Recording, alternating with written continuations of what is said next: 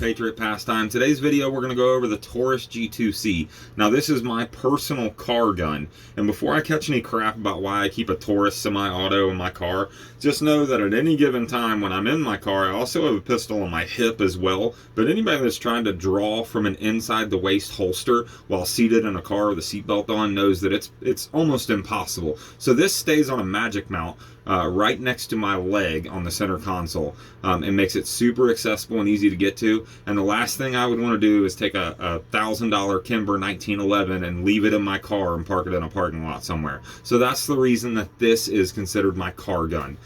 Just know that it's one of many guns that are in my car while I'm driving, and it's just the one that's the most easily accessible, which is why I call it my car gun.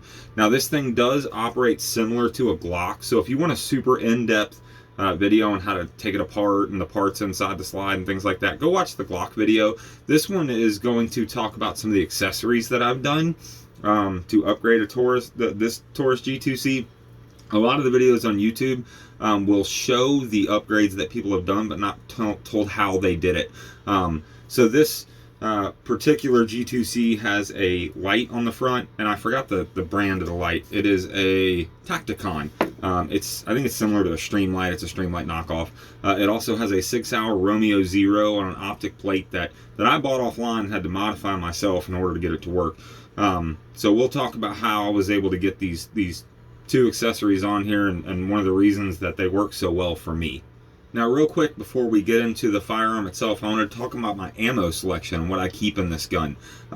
This gun stays loaded with Norma MHPs, or monolithic hollow points. It's a 108 grain projectile. It's a solid copper hollow point that will expand 3 times its initial diameter on impact. And I have tested that with some ballistic gel, and I got a little bit over 3 times its initial diameter. So that's one of the reasons that these live in this gun. My carry gun stays loaded with Hornady Critical Defense.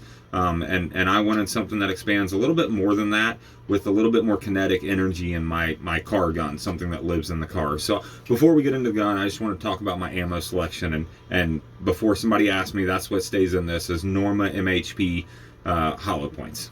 Now on to the actual firearm.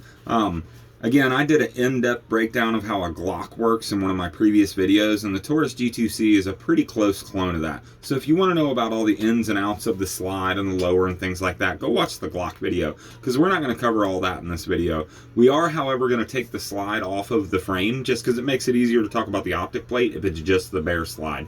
The first thing you do to take the slide off the frame, if you remember from the Glock video, is clear it. To take this slide off the frame, you have to pull the trigger, and you want to make damn certain this gun is clear before you do that. So we're going to go ahead and show you again. There is nothing in the chamber.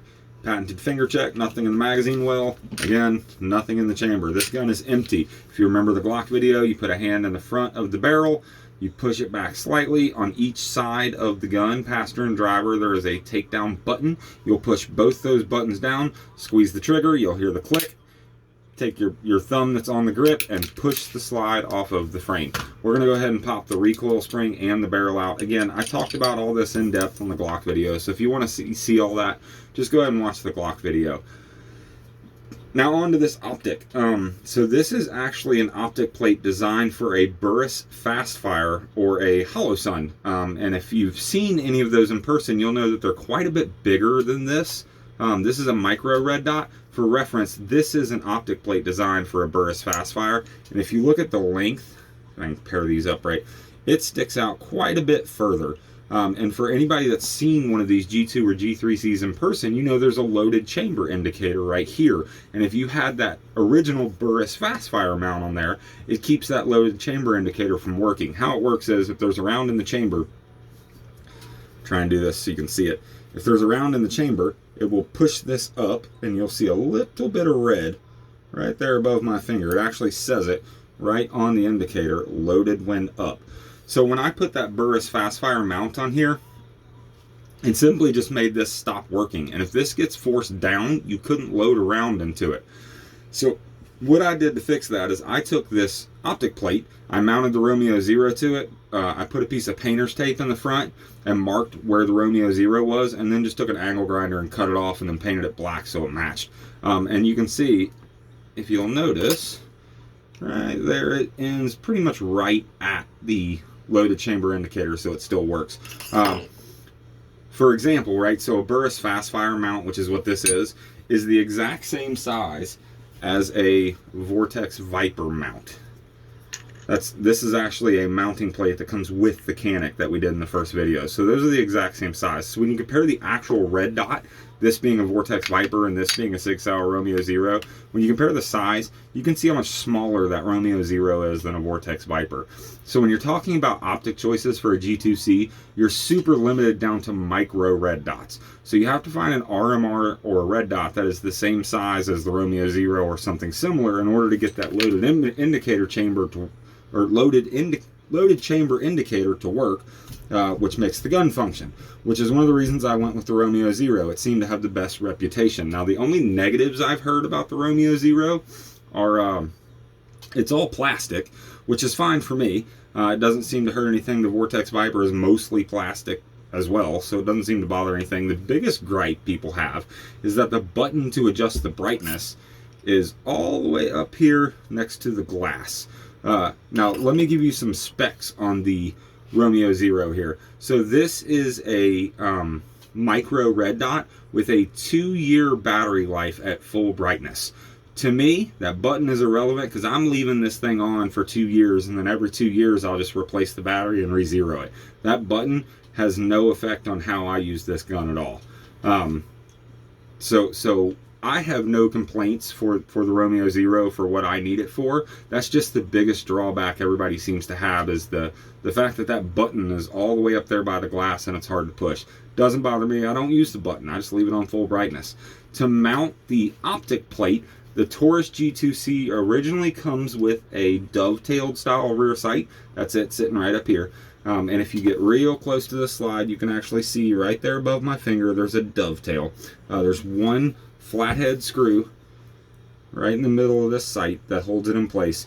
All you do is take that screw out. The dovetail sight will slide out of the frame, or out of the slide, and then the optic mount will slide in, and it comes with a flathead screw you put right in the top. Now, I would strongly recommend for any optic on a pistol, put some blue Loctite on those screws. You don't want those working their way loose. Even if they seem tight, I would put some Loctite on there just to be sure. Most every optic plate and red dot that I've bought came with Loctite on the screws. So if you ever take it back off, just remember to add a little bit more, because that's something you don't want walking off on a range, because you'll never get this zeroed in. Even though it's only a 2-inch barrel and it's not super accurate anyway, you'd still like to have a good group, and that's really hard to do if your screws are loose on your optic. So now that's going to cover the red dot portion of it. Let's move on to the light. Now onto the light I use on my G2C. The brand of this light is a Tacticon, and I believe it's a Streamlight knockoff. Matter of fact, I'm sure it's a Streamlight knockoff. This is a charger for an actual Streamlight, and it works on this Tacticon light.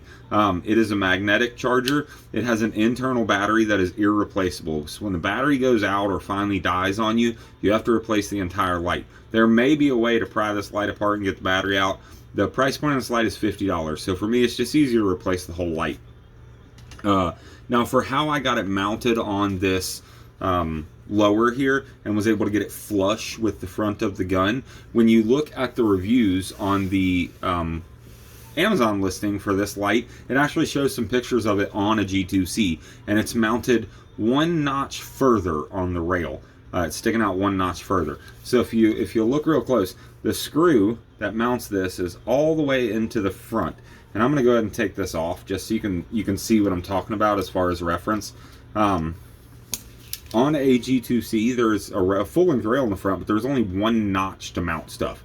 So when you have that, get the light back off. When you have that screw in the center position, which is where it comes right, get this thing put back together, which is where it comes right out of the box, it comes in that center position. It won't line up with that hole in the G2C frame. One other thing is the back of this light. This is a hard edge right here. When you take it out of the plastic, it's a squared off edge, and it rubs on the trigger guard of the gun right here, which won't let it come all the way back, which is one of the reasons that screw is also in the middle, so it hangs further off the front of the gun. What I did was I used a Dremel and just knocked that edge down, and that allows it to sit further back, and you can move the screw into the front hole and it will sit all the way back and flush with the front of the gun. Now, take my word of advice here. If you're gonna try something like this, go easy with your Dremel, because this is the first light I had, and you can see I went a little bit too deep, and if you look really close, there is a red wire in there that is cut slick in half. So I actually had to buy 2 of these lights. This one I never even got to use on the gun. I cut it. I got a little bit of integrity in me, so I couldn't just get on Amazon and say, yeah, it was busted, send me another one. I actually bought another one and then took my time and went nice and slow with it, where it will still work, and I didn't cut anything in half. And then I just took a paint marker and colored it black. It's full aluminum in here. Actually, I believe this is plastic, but this is aluminum. So if you do grind this, you'll see aluminum there. I just colored it black so it would all match with the light. But that's how I was able to get this light to sit flush on the front of the gun. So you'll notice the lens sticks out further, but the housing of the light meets up with the frame of the gun perfect. And that's one thing you can't find online, is a good light that meets up and marries really good with a G2 or G3C frame. And I knew there had to be an option out there. For me, this was it. I'm going to leave a link for this Tacticom light down in the description, and then there was your simple instructions on how to make it fit a G2C and not hang off the front of the gun. And that's pretty much going to wrap up the G2C video. Again, I'm going to throw this thing back together real quick. If you want an in-depth video on how it goes together, watch the Glock video. It works the exact same way. You know, it's got the same guides and same rails in the slide. It works just like the Glock did. The only difference, again, being that it's got that safety there, and it's got the restrike trigger. As far as the video about the gun itself, that's pretty much going to wrap it up. It's a 9mm, and we've done plenty of 9mm on this channel so far. Matter of fact, it's a semi-auto 9mm, which all of them have been semi-auto 9mm, short of the Altor. So I wanted to make this one kind of brief, but it is a gun that stays next to me a lot throughout a day and when I'm in the car, so I wanted to make sure I talked about it.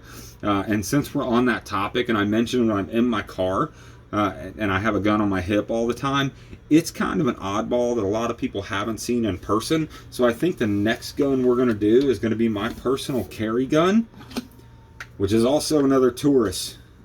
So get ready to roast me some more in the comments. But this is the Taurus Curve, and this is what I carry pretty much 8 days a week. This is chambered in 380, and if you remember my video about the Glock, I talked about 40 cal and the fact that they call 380s 9mm shorts. So if anybody's going to roast me in the comments about carrying a 380 and it not having good ballistics, yeah, you can get lost, because it has the same ballistics as this with a little bit less kinetic energy. I carry the Taurus Curve, and for anybody that's never seen one of these, prepare to have your mind blown. I carry the Taurus Curve because it's curved. So we're going to go over the full breakdown of the Taurus Curve in the next video, and that video should be dropping hopefully Thursday. So if you would like to see that video, stay tuned. If you like today's video about my G2C and my upgrades I did on it, leave me some love in the comments and hit the like button. And thanks for watching, and we'll see you next time.